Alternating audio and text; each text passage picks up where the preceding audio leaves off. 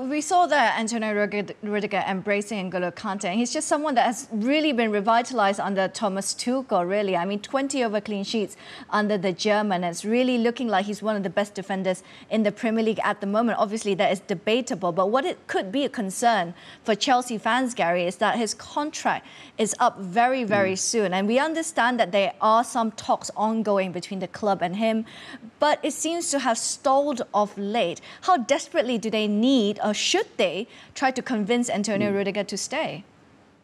Well, Chelsea have got some riches there as central defenders. You know, you can put Azpilicueta in there as well, of course, Christensen. But I think Rudiger is one of their top 2/3 central defenders. So whether they play a back four or a back three, you know, he's in the team, in my opinion. I'm sure Chelsea want to keep him. There's a lot of gamesmanship going on at the moment.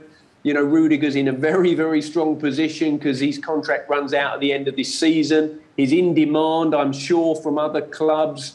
And, of course, Chelsea want to keep him. So what he will do is string it out as long as he can, and his agent will be looking to drive the package up higher and higher. And at, 28 years of age, I suppose he's looking for a mega deal.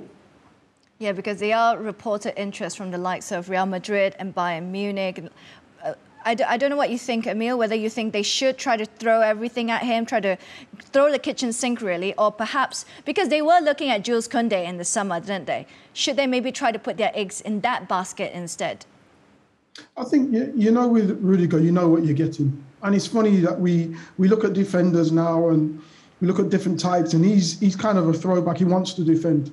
He wants to throw himself in the way of things. He doesn't want to, it's a battle against his centre forward, so he doesn't want the centre forward to win. He'll make a challenge and he'll put his neck on the line. And this is something that a lot of clubs have been dying for defenders to do so. And now they've got one, they've got to try and keep him. They've got to, I wouldn't say throw the kitchen sink at him, but you've got to try and come to an agreement where you're keeping this defender, because this is something that has been missing out of a lot of teams. A lot of teams are begging for defenders like this. Yeah, Emile, I agree with you. He loves to defend, doesn't he? And he's competitive. But the other thing I would add to this is I think that the back half of last season and now this season, he's become so much more composed on the ball as well. You know, we even see him carrying the ball out from the back. You know, he brought the ball down a couple of times at full stretch in that game. And, you know, he looked a very, very competent, and he is a very, very competent defender and footballer. Yeah, and he's a great leadership figure as well in the dressing room and in that back line. He's often guiding Trevor Chalobah at times. I mean, he's been in the club for so many years, 5 years if I'm not mistaken, and he knows that club, and he can sort of pass on the knowledge that he has about Chelsea to potentially whoever that comes in on top of that. But is he as important to Chelsea as, say, Mo Salah is to Liverpool? Because it's being reported, again, unverified reports here, but what these reports are saying that he's demanding the wages that Salah is getting at Liverpool, Emile.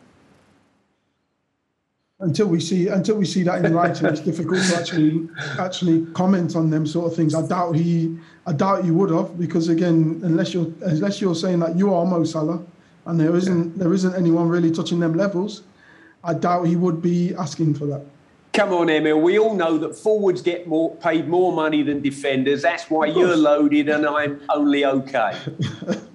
Come on, Gary. You live by the beach. You're living everyone's dream, really, Gary. Exactly. This is true. I think obviously the forward line is the money position, and again, when you're putting up numbers like Mo Salah, you could demand whatever you want, to be honest.